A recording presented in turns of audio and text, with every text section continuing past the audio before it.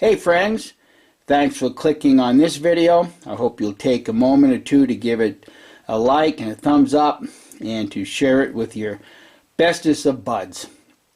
If you go back on the channel, about a year ago or so I talked about the slick shot cones as opposed to the factory cones, and in particular the touch holes.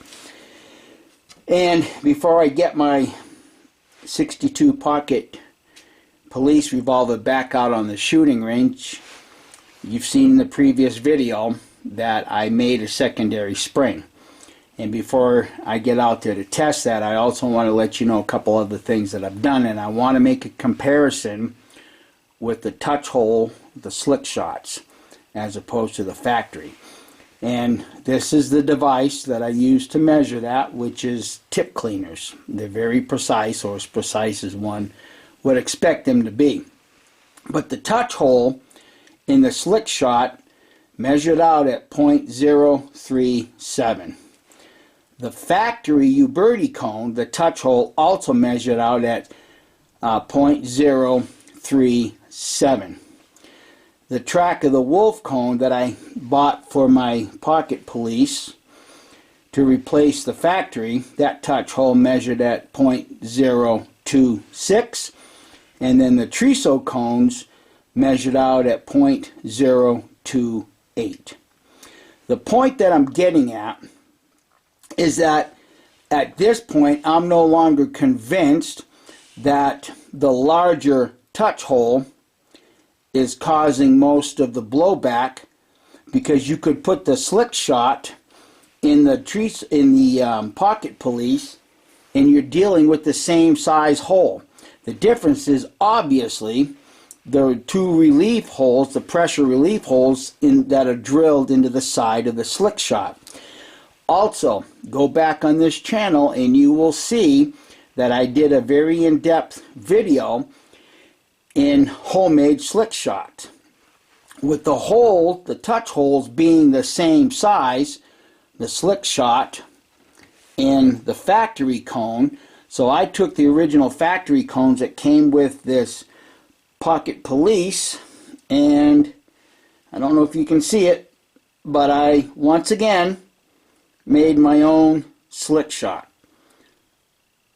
So when I get out to the shooting range to see if making the secondary spring in conjunction with the factory cone that I made into the slick shot, I'm hoping, we'll find out, if the cap jamming or the cap sucking has stopped. And quite honestly, when you look at the difference between the hole, the touch hole in the Triso cone in the factory, you're only talking what, 9 thousandths difference, and that's really not a whole lot. When you're talking about blowback pressures, yeah, that could be quite a bit. But there again, the slick shot, the hole in the side of the cone, relieves some of that back pressure. Now, something else that I want to mention real quick, another change that I made. In the original shooting video, I talked about the forcing cone having a couple of shiny spots on them.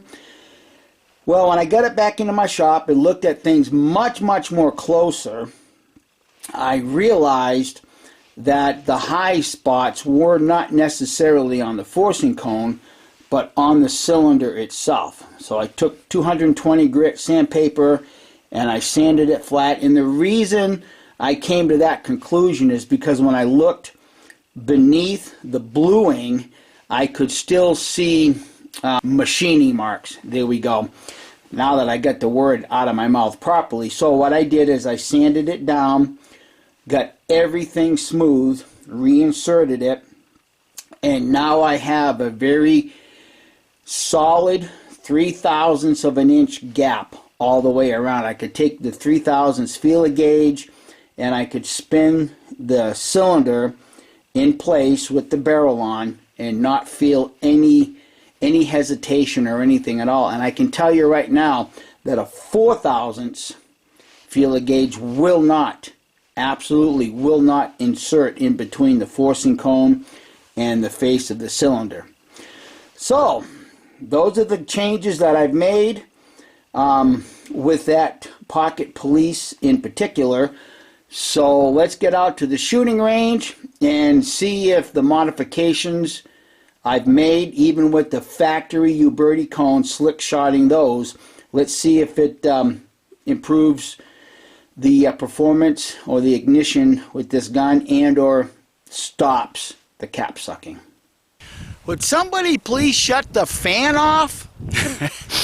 My homemade slick shots, 18 grains of Schutzen, number 10 percussion caps. I'm not looking for a point of aim, I'm just looking for reliability at this point in time.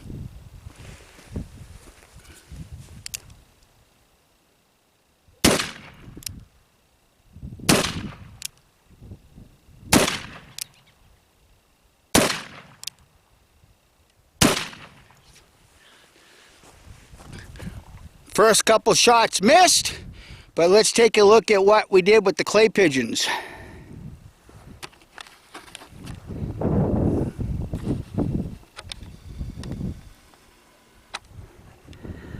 First two shots went above that one. Third shot hit it. Fourth shot blew the center out of that one. And the fifth shot disintegrated that one. I'm aiming at this point maybe a foot below the clay pigeons, but let me get loaded up again, because once again I'm not looking for accuracy, just reliability. Round 2.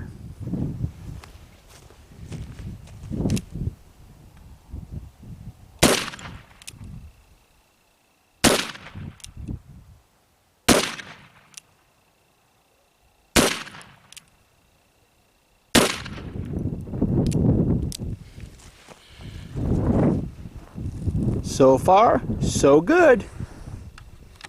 Just real quick, here's one of the felt wads. I don't know how well the camera's picking it up, but I got really good powder burning. There's no powder left behind. All right, I'm gonna get repositioned. I've got some more clay pigeons set up there.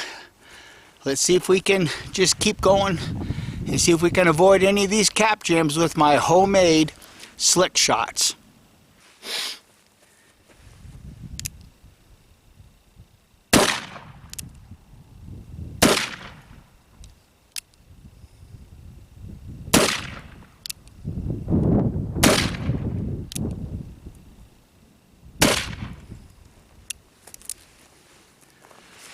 Three for three, no cap jams. Well, as you can see, most of my clay birds are already broken up, so I'm just going to try to shoot for the smaller pieces. Once again, I'm not looking for any accuracy, just reliability with my homemade slick shots.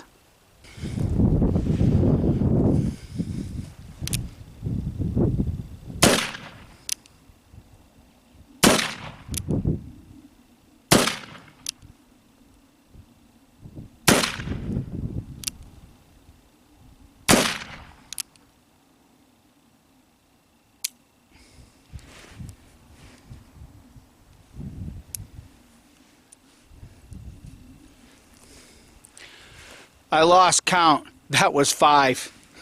All right, so far, so good. Gonna go load up again. So that's 4 cylinders for 4 cylinders.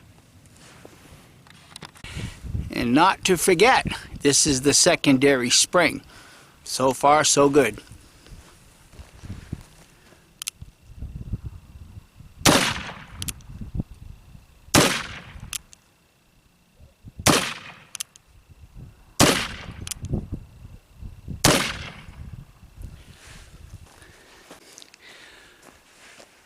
Okay, if I haven't lost count, I think this is the 6th cylinder. So far, so good. Homemade slick shots and the secondary spring that I manufactured for it. I would dare say it's pretty damn reliable.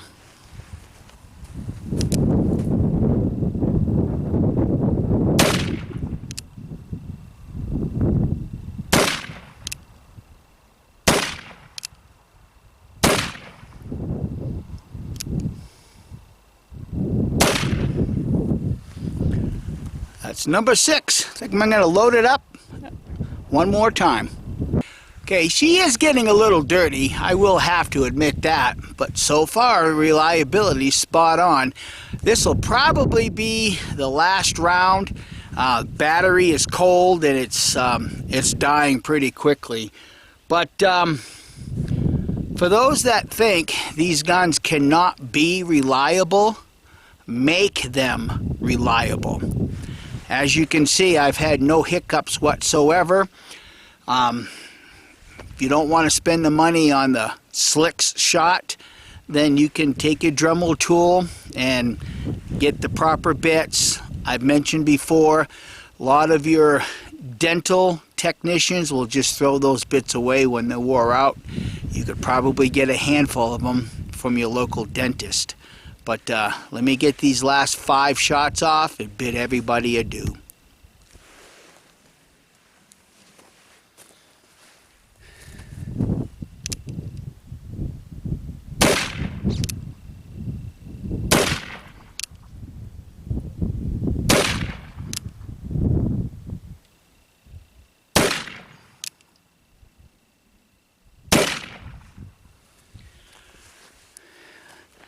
I guess probably the next thing I'll be doing is working on that front sight.